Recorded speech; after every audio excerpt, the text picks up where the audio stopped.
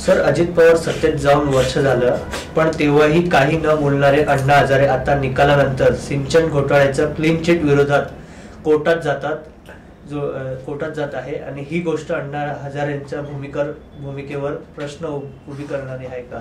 100%. मुळामध्ये अण्णा हजारे हे सुपाऱ्या वाजवतात आणि याचा मी सर्वात मोठा साक्षीदार आहे. याचं महत्त्वाचं कारण असं की मनोहर जोशी ज्यावेळेला मुख्यमंत्री होते त्यावेळेला मनोहर जोशींच्या मंत्रिमंडळातल्या 4 मंत्र्यांविरुद्ध जे आंदोलन अण्णा हजारेंनी केलं ते मनोहर जोशींच्या सांगण्यावरूनच केलं आणि त्याच्या सगळ्या फाईल अण्णा हजारेंना मनोहर जोशींनी सुपारी देऊन पुरवल्या आणि त्या 4ही मंत्र्यांचे राजीनामे घेतले आणि हे सगळं मी त्यावेळेला अत्यंत क्लोज असल्यामुळे माझ्या डोळ्यांनी पाहिलेलं मी. दुसरी गोष्ट अशी की ते त्यांच्या सोयीने बोलतात किंवा बोलत नाहीत. आता महाराष्ट्रामध्ये गेल्या 10 वर्षामध्ये एवढे इश्यू निघाले, गेल्या 5 वर्षात निघाले, गेल्या 2 वर्षात निघाले, यांना ज्या वेळेला घेतलं त्या कुठल्याही वेळेला अण्णांनी तोंड उघडलं नाही.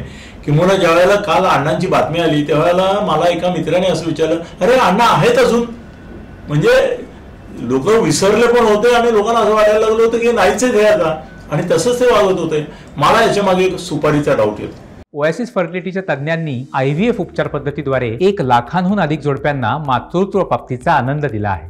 मोफत अपॉइंटमेंट बुक करण्यासाठी आजच संपर्क साधा. आणि ही सुपारी 2 ठिकाणाहून येऊ शकते. एक भारतीय जनता पक्षातून येऊ शकते.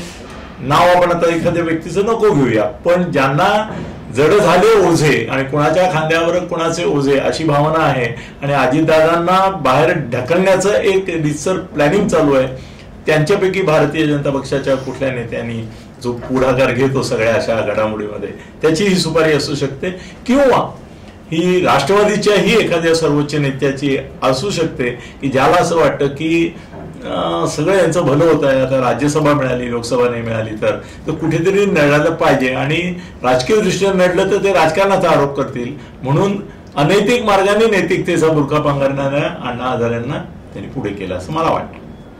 सर, अण्णा हजारेंच्या भ्रष्टाचार विरोधी भूमिका या कायम भाजपच्या फायद्यांसाठी असतात असा आरोप वारंवार का होतो? असा वारंवार आरोप नाही होत, वारंवार ते सत्य सांगितलं जातं. 2014 साली मोदी जे आले त्याच्या आधी जे वातावरण निर्माण झालं त्याचा फायदा सगळ्यात जास्त कोणाला झाला? भाजपला झाला. UPAच्या विरुद्ध आंदोलन जे केलं त्याचं सरळ सत्ताच रूपांतर भाजपसाठी झालं आणि भाजपच्या भ्रष्टाचारावर ते बोललेत असं कधी दिसत नाही.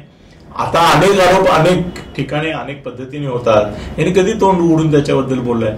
त्यामुळे ते भाजपचे छुपे ट्रोजन हॉर्स आहेत किंवा आपण त्यांना छुपा रुस्तुम म्हणूया त्यांचे.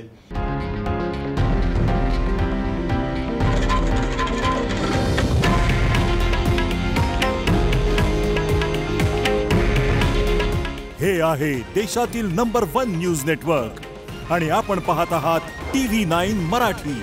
काळजी तुमची, हित महाराष्ट्राचं.